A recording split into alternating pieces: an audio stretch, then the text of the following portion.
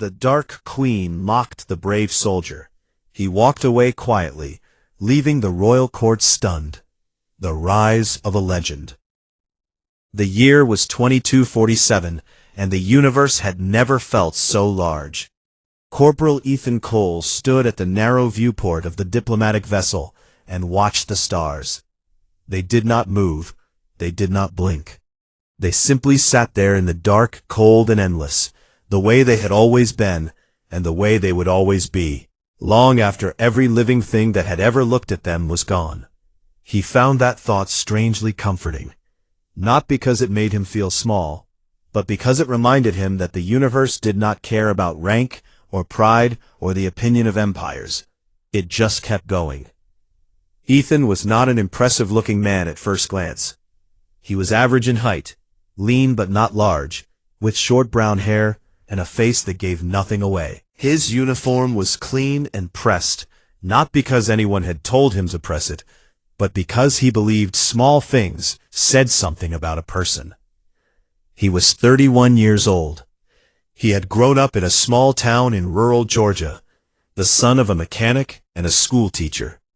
And he had joined the military at 18 because he had wanted to do something that mattered. He had spent 13 years learning exactly what that meant. The ship was called the Meridian. It was not a warship. It was a mid-class diplomatic transport with a crew of 9 and a passenger hold built for 12. It smelled faintly of recycled air and old coffee, and the corridor lights had a soft flicker near the engine room that nobody had ever bothered to fix. It was not a glamorous vessel, but it was reliable, and in Ethan's experience, reliable was always worth more than glamorous. Ambassador Claire Donovan was sitting at the small table in the briefing room when Ethan walked in that morning. She was a composed woman in her mid-40s, with dark hair pulled back neatly and reading glasses perched on the end of her nose. She had been awake since 4 in the morning. Ethan could tell, not because she looked tired, but because her coffee cup had already been refilled 3 times, and the stack of printed notes beside her had grown considerably since the night before.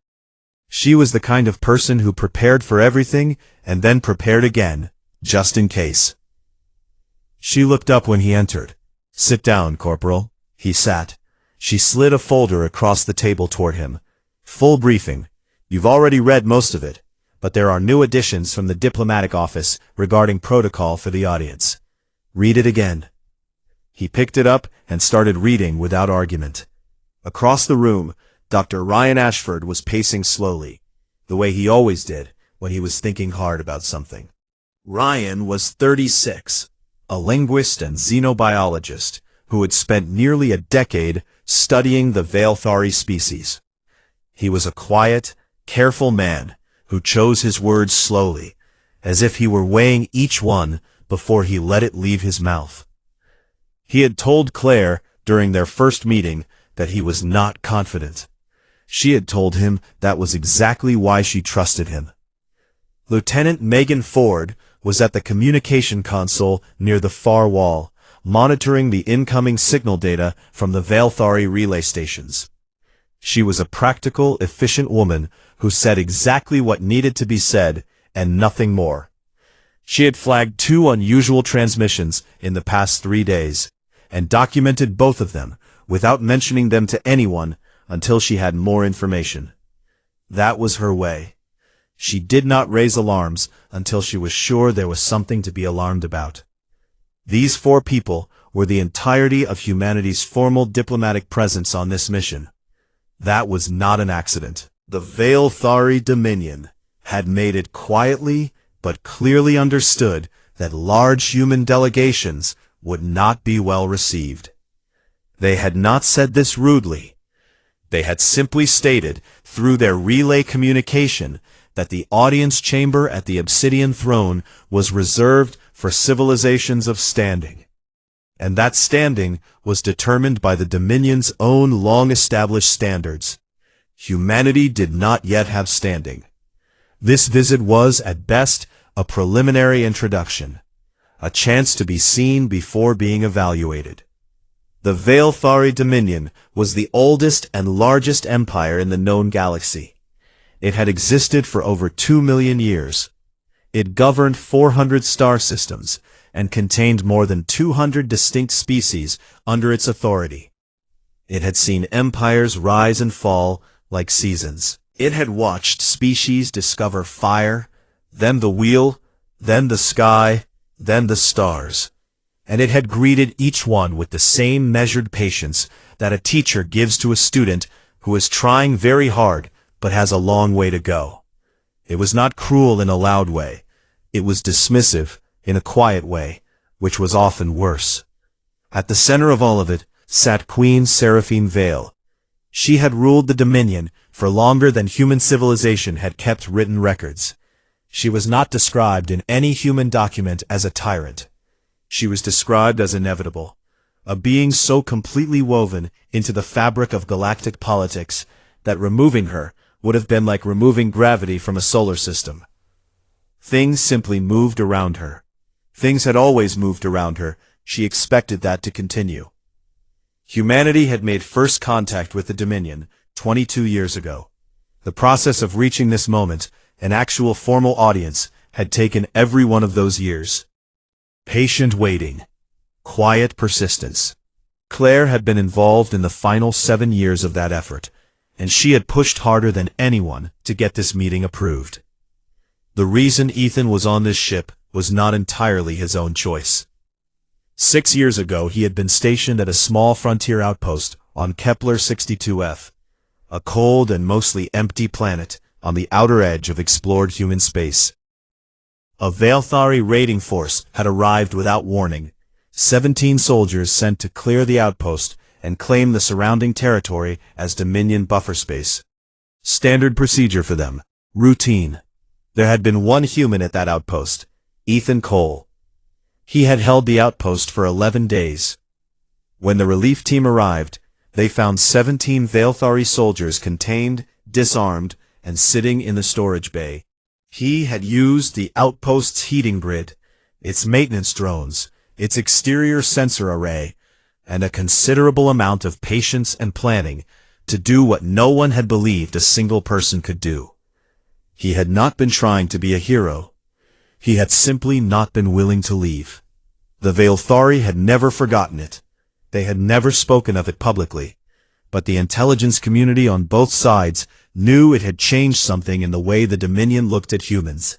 Not with respect, exactly, but with a new and uncomfortable sense that maybe humans were slightly less predictable than previously assumed. It was that unpredictability that had earned Ethan a seat on this ship. The Obsidian Throne Station appeared on the main display as the Meridian completed its final approach. Even on a screen, it was staggering, a massive structure of dark stone and pale metal, ancient and deliberate, built to remind every visitor of exactly how small they were. Ships moved around it in quiet, practiced patterns. Hundreds of them, maybe thousands. Ethan finished reading the briefing folder and set it down on the table. He looked at Claire. "Anything you want to ask?" she said. He thought for a moment. "Do they have good coffee out here?" Ryan stopped pacing and looked at him. Megan turned around in her chair. Claire stared at him for a long second. Then she smiled, just slightly. "Let's hope so," she said. The Meridian moved steadily forward, carrying 4 quiet humans toward the largest empire in the galaxy, and none of them looked away from the screen. The Dark Queen mocked the brave soldier. He walked away quietly, leaving the royal court stunned. The rise of a legend. The walk from Docking Bay 412 to the throne room was 47 minutes. Ethan had walked it the night before, alone, just as he had said he would. He had studied every turn, every corridor, every checkpoint. He had noted where the guards stood, how they stood, what they watched, and what they ignored. He had done it quietly, and without drawing attention, the way he did most things. By the time the delegation made the official walk the next morning, he already knew the route, the way he knew the layout of his own bunk room, without thinking about it. The outer corridors of the Obsidian Throne Station were unlike anything the four humans had ever seen. The ceilings were high enough to make a person feel like they were outside. The walls were cut from some kind of dark stone that had been polished until it reflected the pale lighting above in long, blurred streaks. Every surface was old. Not dirty, not neglected, but old in the way that mountains are old, shaped by time, indifferent to it, permanent in a way that made everything newer feel temporary by comparison. Species from across the galaxy moved through those corridors. Some walked on 2 legs, some on 4, some moved in ways that had no simple human description. Some were tall enough that Ethan would have needed to stand on Claire's shoulders to meet their eyes. Some were small enough to fit in a coat pocket. All of them had business here. All of them belonged here, in ways that the 4 humans from a small blue planet did not yet. No one stopped to look at them. That was somehow worse than being stared at. They were shown to a waiting area outside the main throne room. It was a small room with stone benches and no decoration. A single Thalethari attendant stood near the door, pale-skinned, long-limbed, with 4 eyes arranged symmetrically across a narrow face. The attendant did not offer water, did not offer any form of greeting, simply pointed at the benches and then stood still. Claire sat. Ryan sat beside her and quietly reviewed his notes. Megan kept her eyes moving, cataloging everything with the patient efficiency of someone whose job was to notice things. Ethan sat at the end of the bench, with his hands resting in his lap and his back straight, and did not look like a man who was bothered by anything at all. They waited for 2 hours. No explanation was given. No update was offered. 2 hours passed the way cold hours pass. Slowly, with weight. When the door finally opened, the attendant simply said one word in the galactic common tongue that Ryan translated as, "Enter." The throne room was not a room. That was the first thing a person understood when they stepped into it. It was a space that had been constructed to make the word room feel embarrassing for even being considered. It stretched nearly a full kilometer from the entrance to the far wall. The ceiling was so high it had its own weather. Thin wisps of pale cloud drifted near the top, lit softly from behind by artificial light. 2 small artificial suns moved in slow orbits near the upper reaches of the space, casting warm light that shifted and turned as they circled.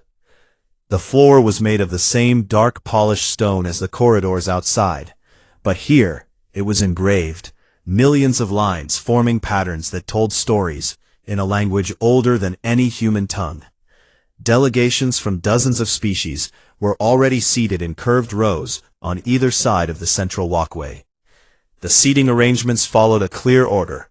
The most important species sat nearest the throne. As the rows stretched back, the species became smaller, younger, less significant by the Dominion's measure. Humanity was seated at the very back, behind the Grethari, who had only reached space 50 years ago. Ethan noted it. He said nothing. At the far end of the room, elevated on a raised platform of black stone, sat Queen Seraphine Vale. She was not what Ethan had expected. He had read the descriptions in the briefing folder and looked at the images, but neither had fully prepared him for the reality of her presence. She was tall, and still in a way that made the word still feel inadequate. Not merely unmoving, but settled, as though she had been sitting in that exact position for centuries and found no reason to change it. Her skin was a deep blue-gray, smooth and faintly luminous, and her eyes, all 6 of them, arranged in a wide arc across the upper half of her face, were a pale silver that caught the light and scattered it in quiet, cold directions. She wore no crown. She needed no crown. The throne room was her crown. Claire stepped forward and began to speak. She had practiced this speech for 6 months. She delivered it without notes, without hesitation, with the clear and measured confidence of someone who knew exactly what she was saying and why every word mattered. She presented humanity's petition, a formal request for a trade corridor through the Outer Dominion territories, a medical technology exchange, and a non-aggression agreement that would give human explorers legal protection in Dominion-adjacent space. She spoke with dignity. She made it clear that humanity was not asking for charity. It was asking for partnership. The throne room was quiet when she finished. Queen Seraphine did not respond to Claire. She turned her 6 silver eyes past the ambassador, past Ryan, past Megan, and settled them directly on Ethan. When she spoke, her voice was carried by the room itself, amplified by some quality of the stone or the architecture, so that every being in that enormous space heard every word without effort. She spoke in the galactic common tongue, and Ryan, standing just behind Ethan's left shoulder, translated quietly into the earpiece that Ethan wore. She said that she had heard about the human soldier who had held an outpost against 17 of her soldiers. She said she had found the story mildly interesting, the way one finds an unexpected insect mildly interesting before stepping over it.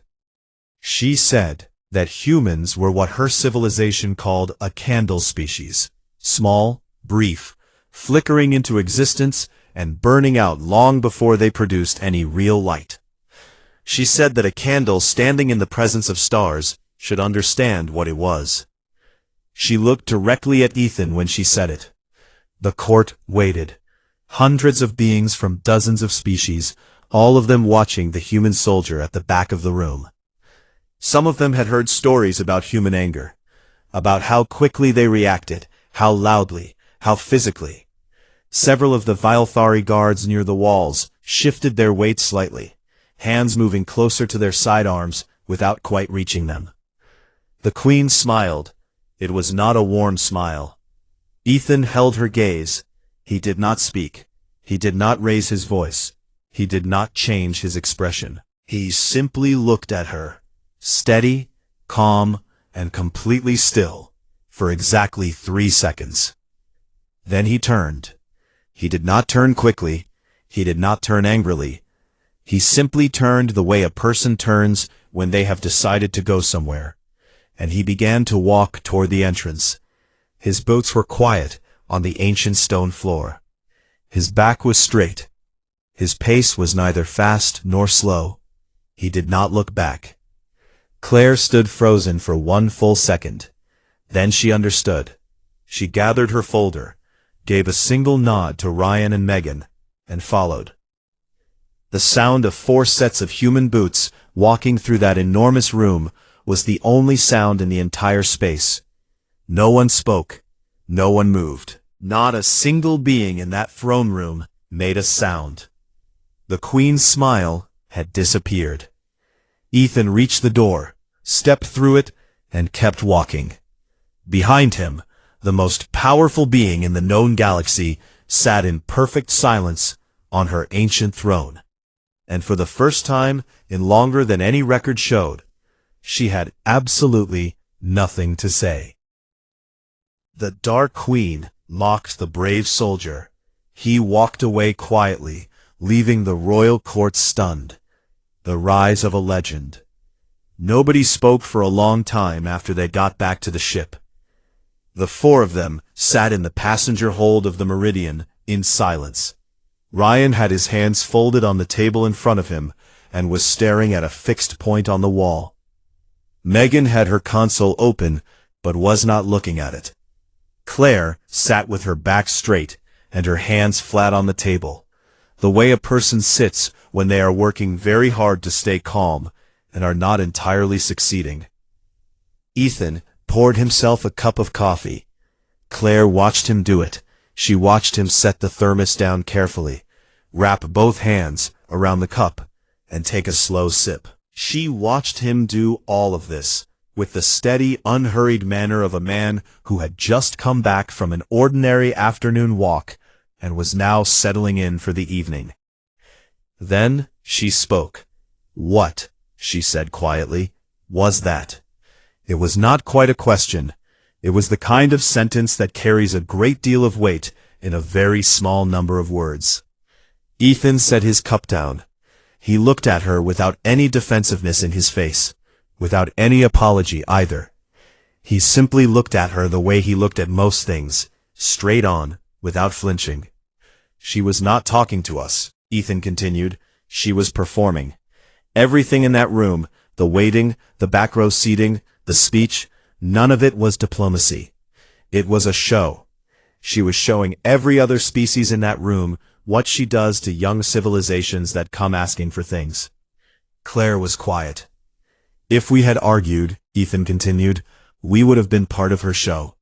If we had gotten angry, we would have been exactly what she told everyone we were. A small, emotional, unpredictable species that does not belong at a serious table. She had already written the ending before we walked in. The only move that changes anything is the one she did not write. Ryan looked up from the wall. Walking out. Walking out quietly, Ethan said. No anger, no reaction, no permission asked, just gone. The hold was quiet again. Megan had turned in her chair and was now looking at her console with actual focus. Her fingers moved across the screen and then stopped. She looked up slowly. Something is happening on the station network, she said. I'm picking up a significant increase in encrypted communication traffic. Multiple channels. It started about 20 minutes ago. Claire straightened. Direction? Outbound, Megan said. A lot of outbound. Looks like the traffic is spreading across relay points in multiple directions. Whatever happened in that throne room? People are talking about it. Ryan pulled his own console out and started cross-referencing the signal patterns with known communication networks. His face changed as he worked. The nervous energy that usually sat around him like a cloud began to shift into something more focused. These aren't all Veilthari signals, he said after a moment. I'm seeing traffic patterns from at least 6 different species. The Grithari relay is particularly active. Claire stood up and walked to the viewport. She looked out at the enormous dark shape of the station hanging in space. From this distance it looked almost peaceful. Lights moving quietly across its surface, ships drifting in and out of the docking rings like slow breathing. But inside it, something had shifted. She could feel it, even from here. She thought about the throne room. She thought about the silence that had fallen when Ethan turned and walked. She had been in hundreds of diplomatic rooms in her career. She had sat through long negotiations and difficult conversations and moments of real tension. She had never heard a silence like that one. It had a texture to it, a weight. It was the silence of a very large room full of very experienced beings who had just seen something they did not know how to categorize. They're not angry, she said, mostly to herself. Then louder. They're confused. Every species in that room has spent years or centuries learning how to navigate the Queen's court. They know all the rules. They know what happens when you push back, when you stay quiet, when you try to negotiate. But no one in that room had a rule for what Ethan did. Ryan nodded slowly. There is no established response in Veilthari court protocol for a delegation simply leaving mid-audience. I've read every record I could find. It has never happened. Never? Megan asked. Never, Ryan said. In 2 million years of recorded court history. The weight of that number settled over the hold like something physical. Outside, the station continued its slow, ancient business. But inside the walls of the Meridian, all 4 of them understood that something had changed. They were not sure yet how much, or in which direction, or what it would mean when the dust settled. But something had definitely changed. The first message arrived 2 hours later. It came through an indirect channel, routed through a Grithari commercial relay, which was an unusual choice, and flagged as a private inquiry rather than an official communication. Megan brought it to Claire's attention without expression. Claire read it twice and then read it again. It was from a trade minister in the court of Lord Davith, one of the senior Veilthari nobles who governed a cluster of 12 systems in the Dominion's middle territories. The message was carefully worded, formal without being cold, and it asked a single question: whether the human delegation would be available for a private conversation before departing the station. Claire called the others in. She read the message aloud. The hold was quiet for a moment. Then a second message arrived. This one from a Solvani diplomatic aide. The Solvani were a well-established mid-level species in the Dominion, with strong interests in medical research and outer territory trade. The message used different words, but carried the same basic shape as the first: a quiet, careful inquiry, an interest in talking, no official channels, nothing that could be logged in the public record of the court. Ryan read it and looked at Ethan. They don't want the Queen to know they're reaching out.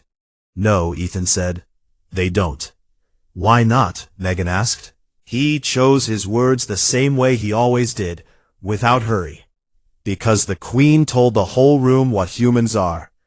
And then a human did something that didn't match her description. Now they have a question that they can't ask out loud in the court. So they're asking it quietly. Claire looked at him. What's the question? Ethan picked up his coffee cup again. Whether she was wrong. Back on the Obsidian throne station, in a long corridor behind the main throne chamber, an elder advisor named Orath walked slowly and without hurry. He was silver-scaled, ancient, and had served the Dominion court for longer than most species in that room had existed.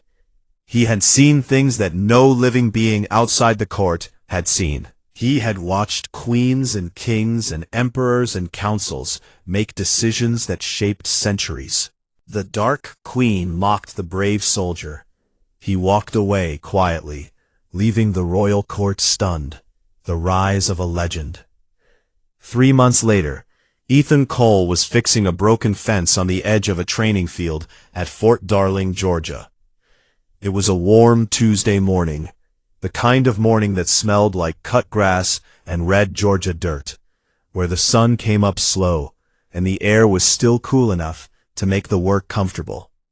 He had a toolbox on the ground beside him, a pair of worn work gloves on his hands, and absolutely nothing on his mind except the fence post in front of him, and whether the wood was soft enough to need replacing entirely or just resetting in the ground. He had been back on Earth for 11 weeks. Nobody at the base talked to him much about what had happened at the Obsidian throne. A few of the younger soldiers had asked. He had given short answers. The story had gone around the base in the way stories go around small enclosed communities, quietly at first, then louder, then quieter again once everyone had heard it and decided what they thought about it. Most people did not know what to think. A soldier walks out of an alien queen's throne room without saying a word, and somehow that changes things. It sounded like the kind of story that got better every time it was told, until the original truth was buried somewhere underneath all the additions. But Ethan knew what had actually happened, and he did not feel the need to explain it. He reset the fence post, packed the dirt around its base with the flat end of a steel bar, tested it with both hands, and moved to the next one. Ambassador Claire Donovan, in the meantime, had not slowed down for a single day. From her office in Washington, she was managing 7 separate lines of diplomatic communication that had not existed 4 months ago. The Grethari had formally requested a cultural exchange program. Not a large one, not a loud one, but a real one, with scheduled visits and agreed-upon terms and signatures on actual documents. The Solvani Collective had opened a data-sharing conversation about medical research, specifically about certain cellular repair technologies that human biologists had been trying to understand for 20 years. A trade minister from Lord David's territory had begun quiet conversations about commercial corridor access through the Outer Dominion. Not official, not yet, but real and moving forward. Each of these conversations had begun from the private messages that arrived on the Meridian in the hours after Ethan walked out of the throne room. She drank too much coffee and slept too few hours, and kept a running document on her desktop that tracked every active thread, every pending response, every name and species and affiliation that she needed to remember. The document had grown from 2 pages to 11 in 3 months. She reviewed it every morning before she did anything else. She had not spoken to Ethan since they landed, but she thought about his words in the Meridian's hold often. She was performing. The only move that changes anything is the one she did not write. She had been in diplomacy long enough to recognize a truth when she heard one. She had also been in diplomacy long enough to know that truths that simple were usually the hardest ones to see until somebody else said them out loud.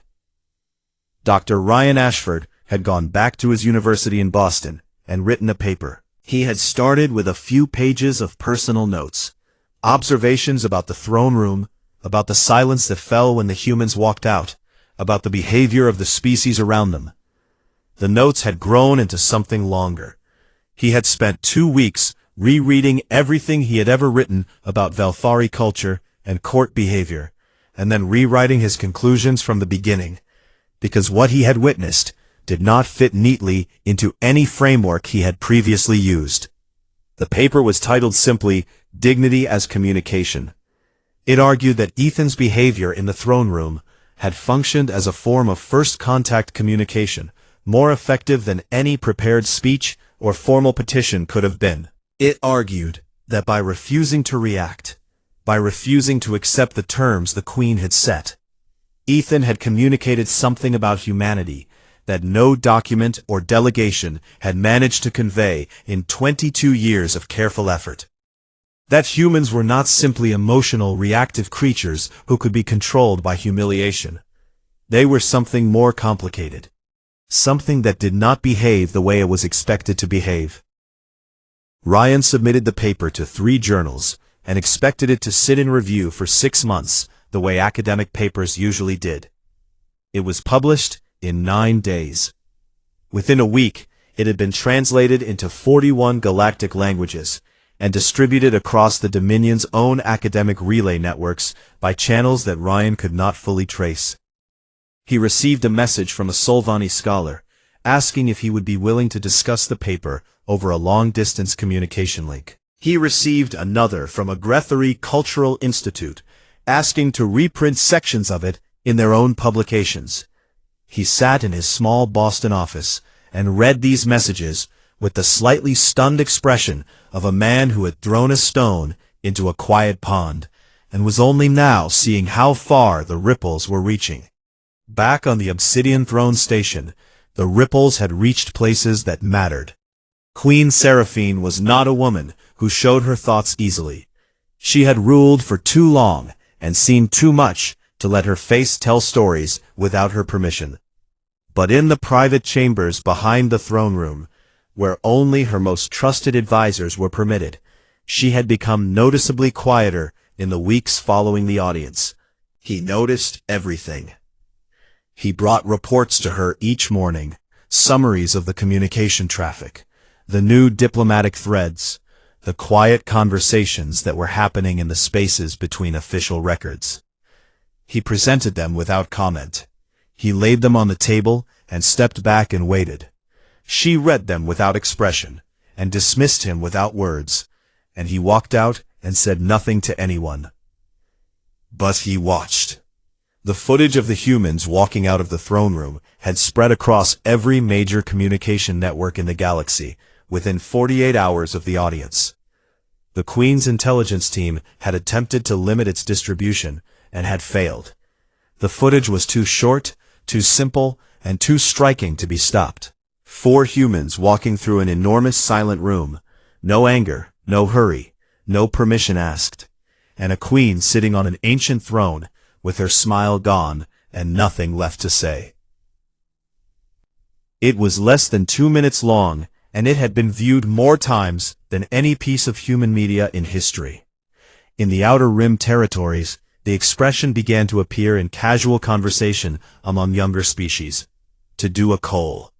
It meant to walk away from someone who wanted you to break, to deny them the reaction they were hunting for, and keep moving forward anyway. Ethan did not know about this. Nobody had told him yet.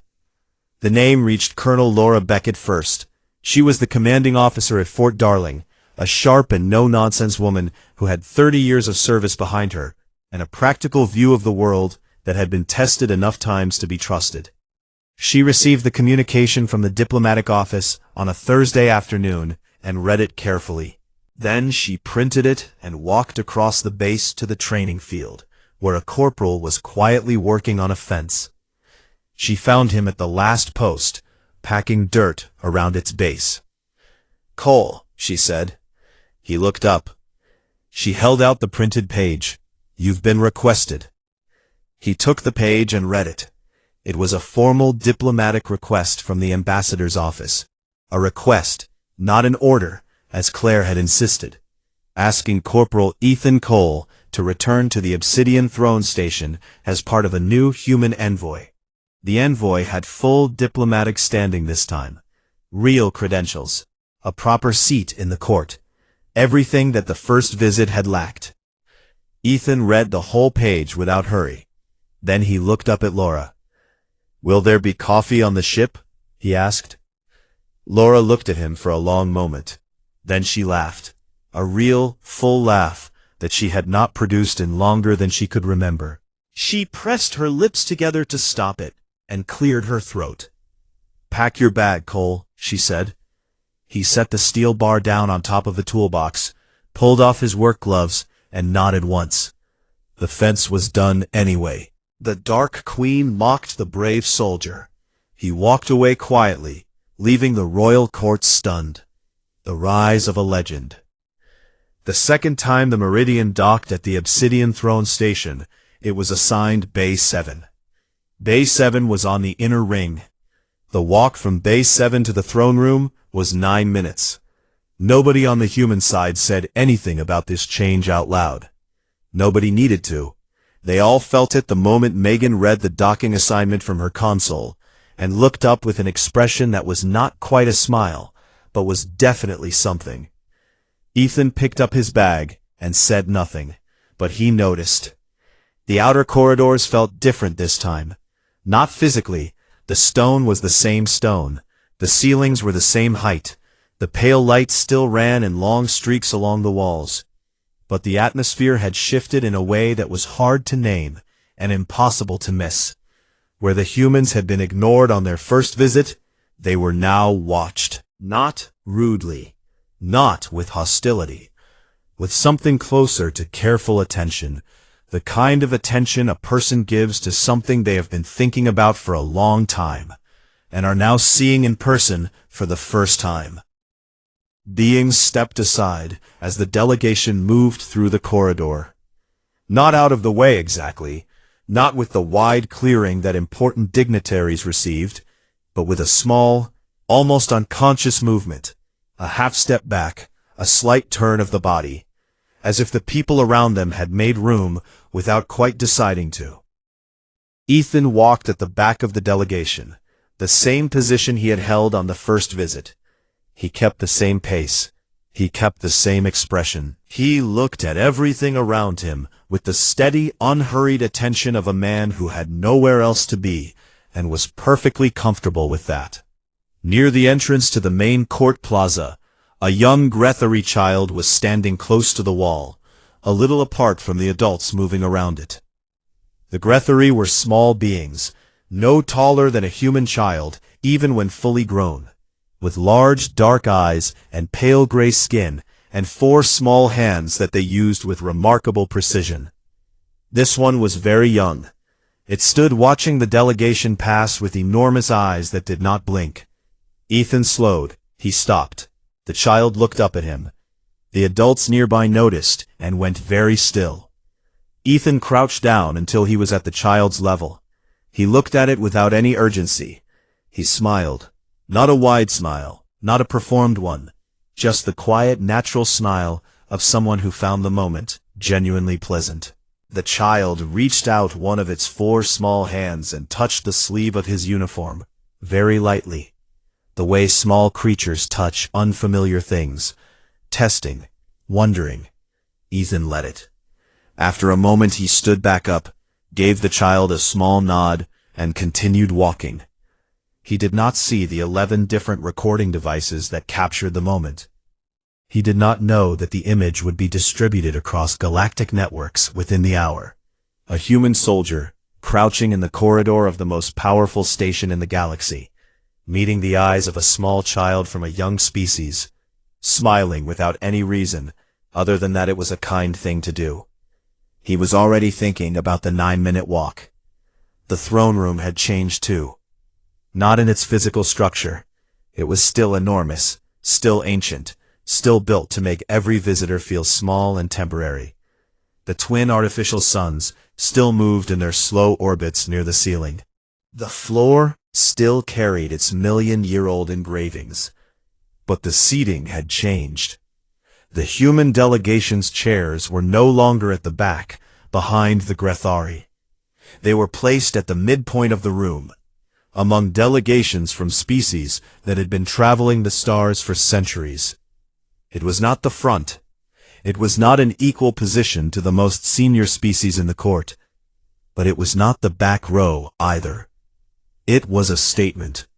A quiet one, delivered in the language of chair placement and corridor distance, but a statement all the same. Claire walked to her seat with a straight back and a composed face, and absolutely nothing showing on the outside.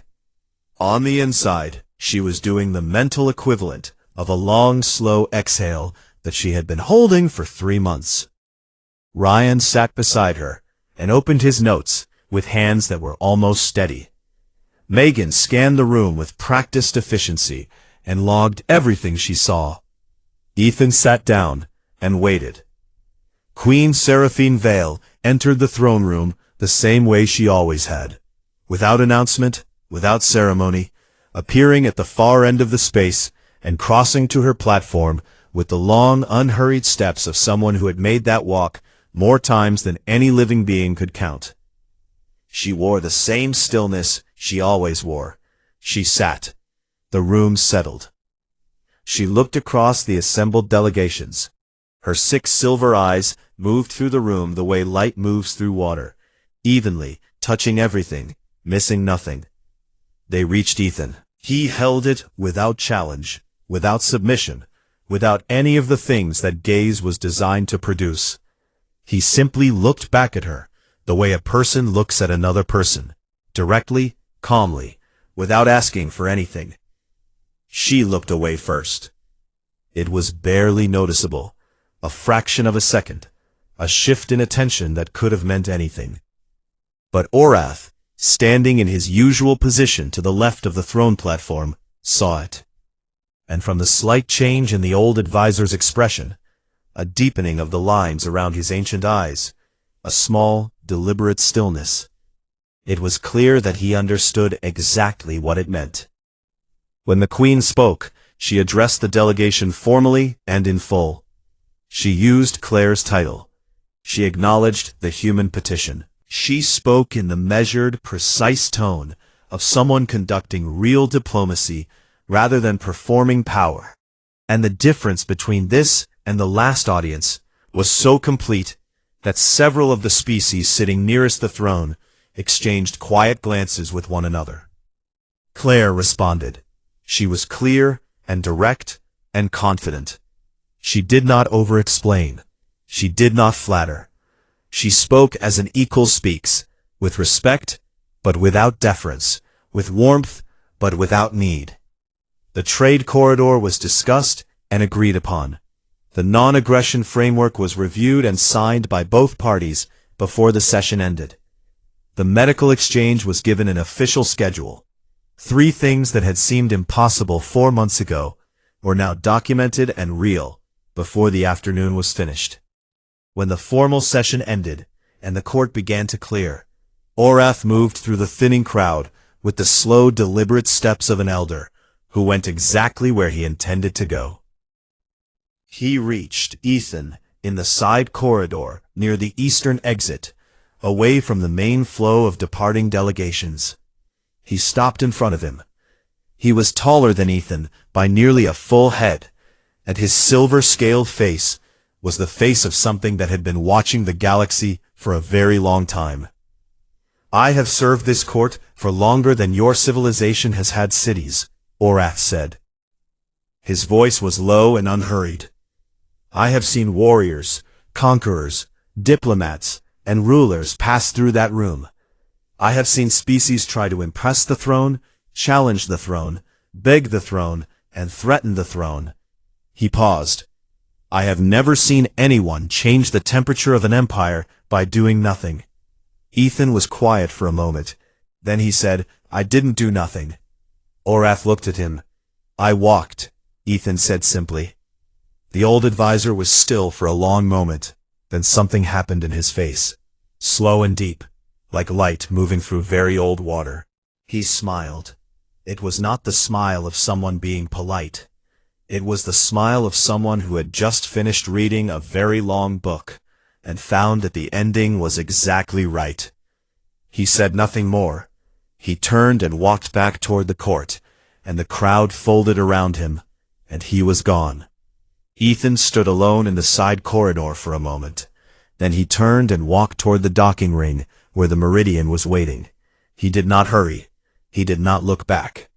Later that evening, as the ship pulled away from the station, and the obsidian throne shrank slowly in the viewport, Ethan sat alone on the small observation bench at the back of the hold. The station grew smaller and smaller, until it was just a dark shape among the stars, and then just a star among stars, and then nothing at all.